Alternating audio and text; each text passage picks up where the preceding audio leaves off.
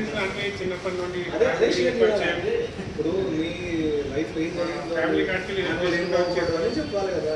పరిస్థితుల అనుసారంగా మాకు చాలా హెల్ప్ చేసింది. ఫ్యామిలీ పరంగా, పర్సనల్గా, ఆఫీషియల్గా కూడా హెల్ప్ చేసింది. వర్క్ విషయాల్లో అన్ని విషయాల్లో కోఆపరేట్ చేసుకోవడానికి అన్ని సహకారం వచ్చింది. అందుకు జీవితాంతం గురువుగా రుణపడి ఉంటాను. ఆయన కూడా విధంగా లైఫ్ లాంగ్ నా పరివారంతో అందరితో ఇట్లనే కలిసి మెలిసి 100 సంవత్సరాలు నిండా ఆరోగ్యంగా ఉండాలని కోరుతూ దేవుడుతాను.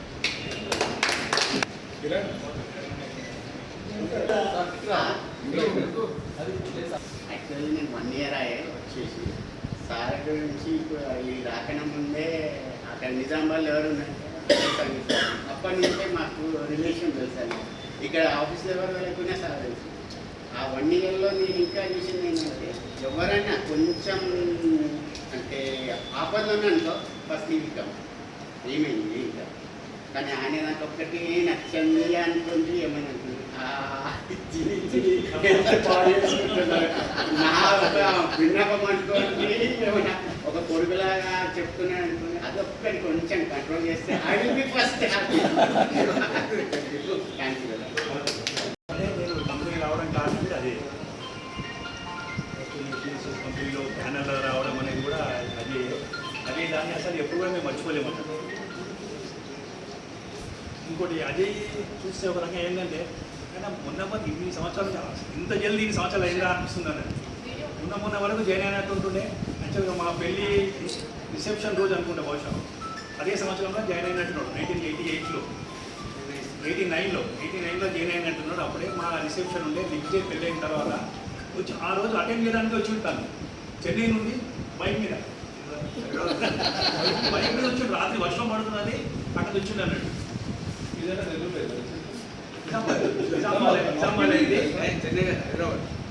హైదరాబాద్ నుంచి మోటార్ సైకిల్ పైన వర్షాలు పడుతున్నప్పుడు వచ్చి అటెండ్ చేసింది అన్నట్టు. అవన్నీ తలుచుకుంటే ఏంటంటే నేను చెప్పేది ఏంటి అంటే అన్నీ కూడా నిన్న మొన్న జరిగినట్లాగా అనిపిస్తుంది అన్నట్టు. మొన్న లాగా అంటే అక్కడ ఆలోచన ఉంటుంది, మొన్న లాగానే ఉంటుండే. మళ్ళీ ఎప్పుడు కూడా 2 సంవత్సరాలు అయిపోయింది. కాబట్టి ఏంటంటే తాను ఎక్కడున్నా కూడా తాను అందరి వెలివిషయాలు ఎవరికి ఏ ఇది వచ్చిందన్నా కానీ కూడా ముందు తాను అది ఏ విషయం అన్నా కానీ, ఆఫీస్ విషయం కానివ్వండి, పర్సనల్ విషయం కానివ్వండి, ఇంకేది విషయం అన్నా కానీ ముందు దాంట్లో నేను ఉన్నా అని చెప్పి చూస్తాడు. అది గ్రేట్ ఆయన దగ్గర ఉన్న ఇది.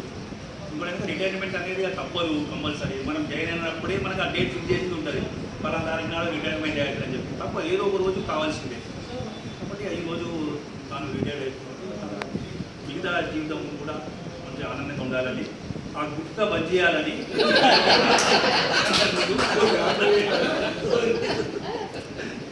నాకు అవకాశం ఇస్తాను.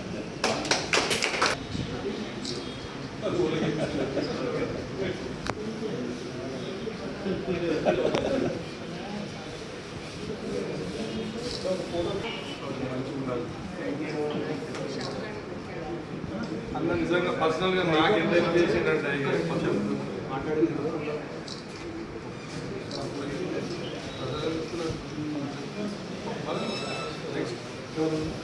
జై జై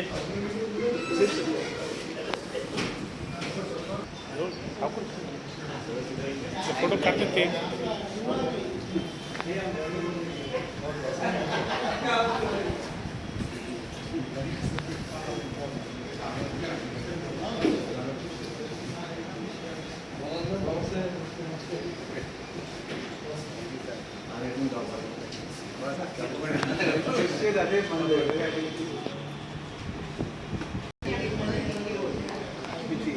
सगळ्यांना माझा नमस्कार. मी अजयची मोठी बहीण, राहते मुंबईला. रिटायरमेंट म्हणजे काय असतं, फक्त कामातून येऊ पण तुमच्या कुटुंबासोबत तो आहे.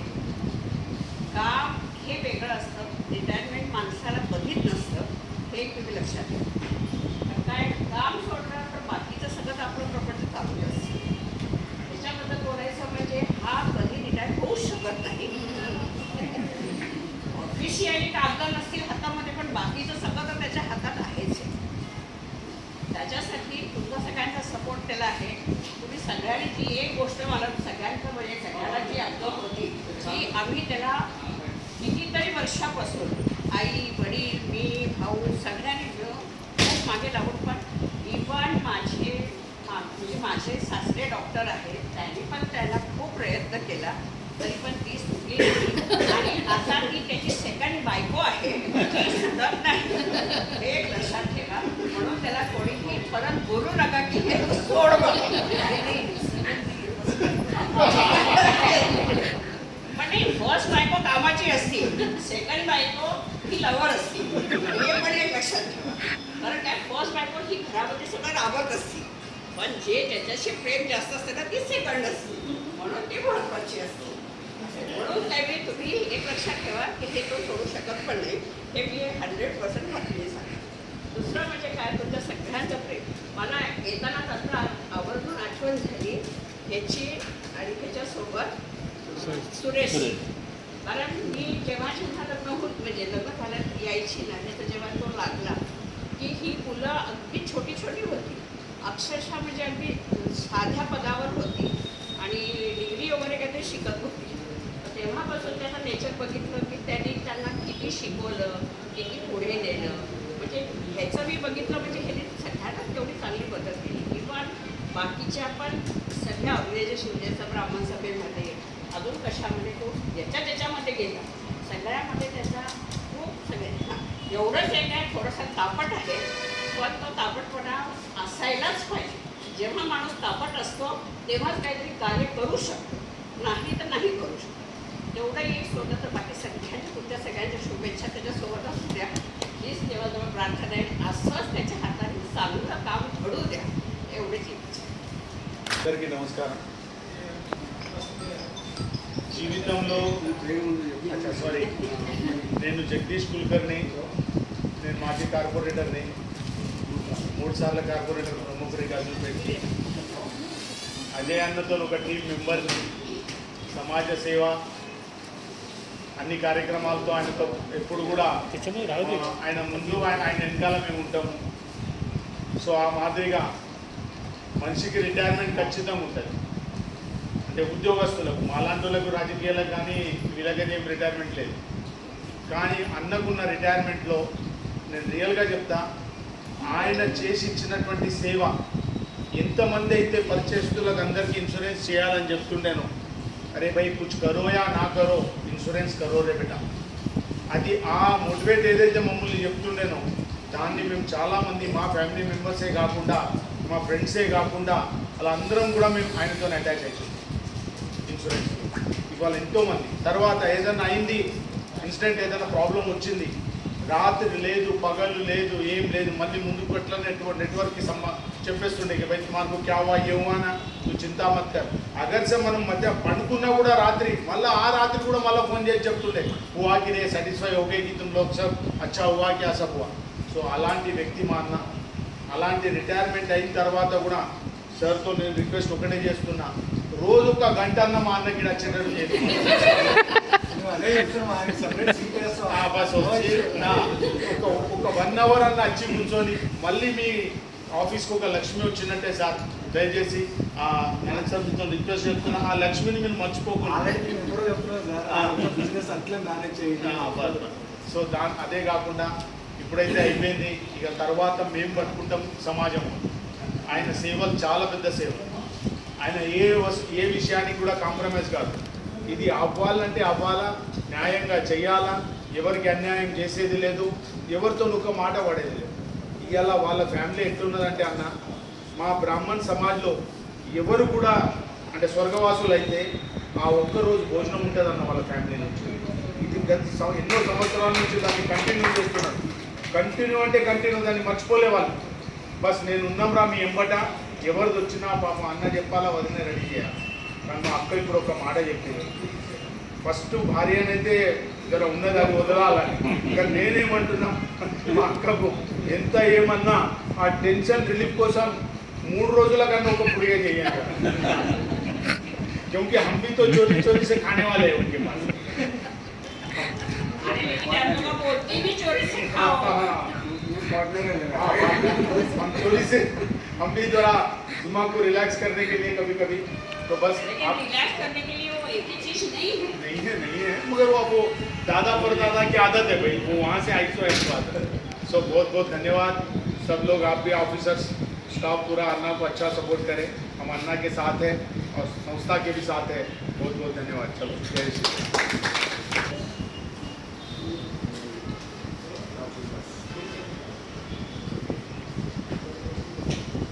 థ్యాంక్ఫుల్ టు యూ ఫర్ ఇటువంటి అందరూ వచ్చారు. Very great, thankful to you. Actually function ఇవన్నీ నాకు అవసరం లేదనేసి ఆల్రెడీ నేను చెప్పా. బట్ ఏంటంటే సరే వాళ్ళంతా చేస్తా అంటే ఓకే, కానీ అందరూ ఇంతమంది వస్తారనేసి కూడా నేను ఎక్స్పెక్ట్ చేయలేదు. ఇంకా స్పెషల్లీ మా వాళ్ళు కూడా వస్తారనేసి నేను అనుకోలేదు.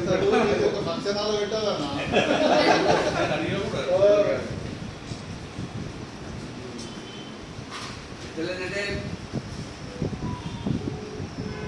మనం ఏంటంటే ఈరోజు సరే చెప్పినట్టు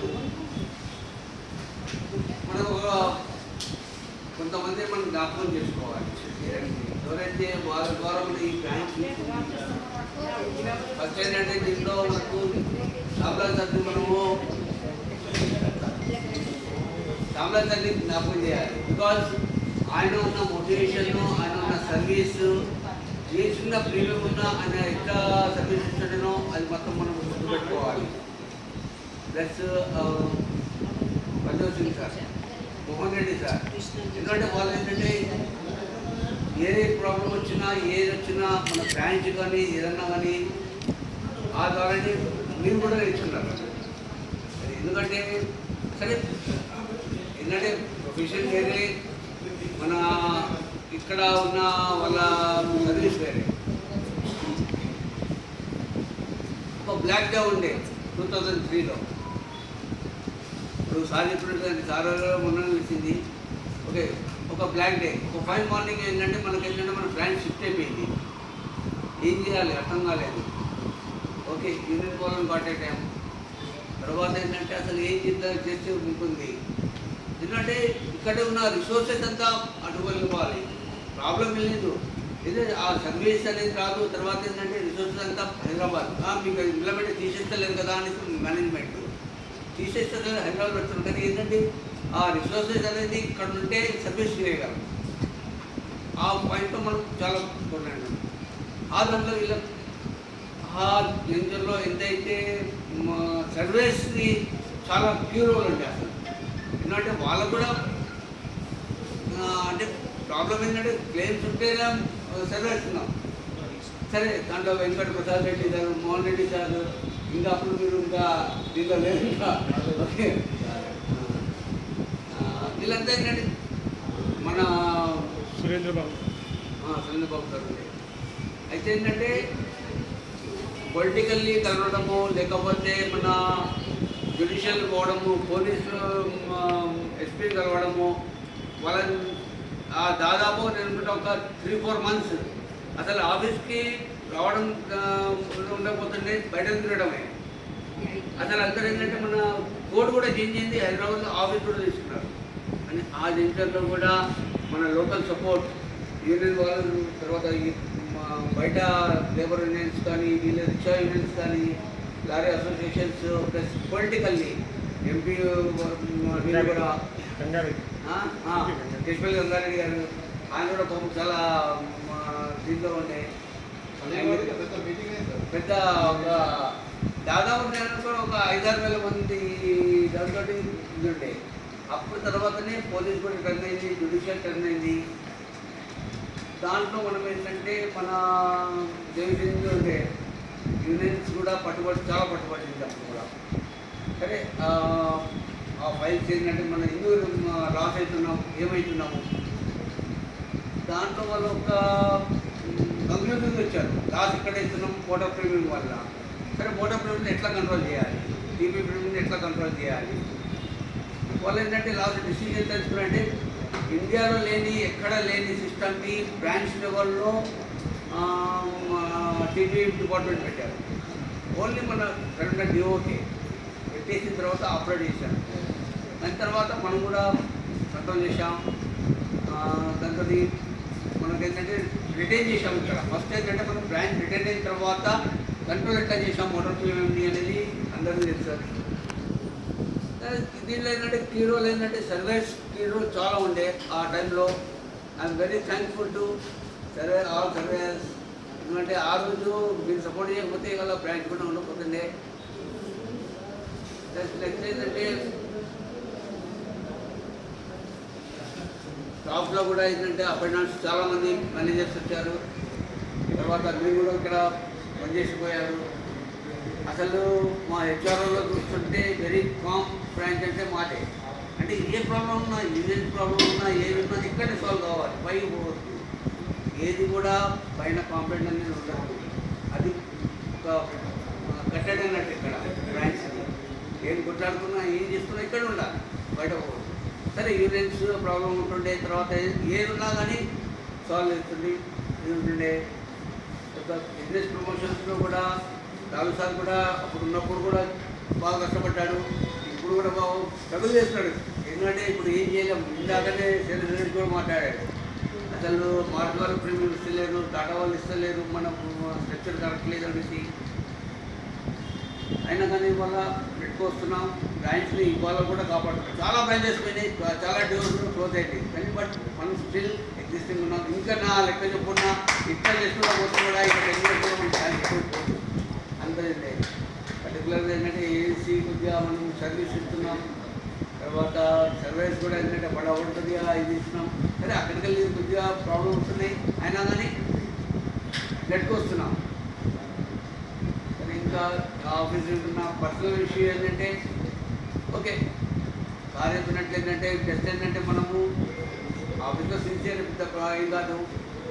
బట్ ఏంటంటే కొన్ని ఏంటంటే ఏదన్నా మనము సర్వీస్ అనేది ఒక మోటివేటెడ్ ఉండాలి. ఇంకోటి అందరూ డౌట్ రావచ్చు, అసలు ప్రమోషన్ ఎందుకు తీసుకోలేదు, లేకపోతే ఇక్కడ ఎందుకు అదే ఎవడే కూర్చి ఎవడే లేవు. ఓకే దీనంతా చిన్న కారణం ఉంది. యాక్చువల్ ఏంటంటే మా పేరెంట్స్ అంటే మా అమ్మతో కొద్దిగా ఇది ఉండే, ఆమెకు ఒక మాట ఇచ్చాను నేను. జస్ట్ ఏంటంటే ఇక్కడే ఉంటాను అనేసి. అంత చదువుతూనే ఇక్కడ చేశాను. ఇంకో విషయం ఏంటంటే అసలు నేను చేంజ్ కావడానికి reason Hemanth already 1 year before అయినా జాయిన్ అయ్యాడు. ఆయన చూసిన తర్వాతనే అదే దాంట్లో మనం కూడా వచ్చామన్నట్టు. ఫస్ట్ ఒక పోస్టింగ్ వచ్చింటే జైరాబాద్ వచ్చింటే ఫోన్ అని చెప్పా. తర్వాత ఒక పోస్టింగ్ నిజామాబాద్ వస్తే ఇక్కడ జాయిన్ అయిపోయారు. సరే అప్పుడు అంత ఇంత కాంపిటీషన్ కానీ ఇంతగానో ఉండకపోతుండే. సరే వచ్చి త్రూ ఎంప్లాయ్మెంటే ఉండే అప్పుడు జాయిన్ అయ్యాడు. దానికి కారణం ఏంటంటే హేమంత్. ఈ టైంలో ఏంటంటే యూనియన్ లీడర్స్ కూడా పట్టుకోవద్దు. మధురంతో తెలుసు కదా, జగన్నాథరావు, ఇండియా, సురేంద్ర సార్ కూడా. అంటే అప్పుడు ఏంటంటే ఇంకా ఇట్లా కాంపిటీషన్ ఇట్లా ఉండకపోతుంటే ఏ డిఎం కూడా ఏ కంపెనీ ఒక యూనిట్ అయితే పక్కకుంటుండే. కానీ అయినా కానీ వాళ్ళు కలుస్తుంది. కానీ ఈ 3 కంపెనీస్ అయితే ఎప్పుడు ఒకటే కంపెనీ లాగా ఉంటుంది. ఇది యునైటెడ్ ఇండియా, ఓరియంటల్, రేస్టార్.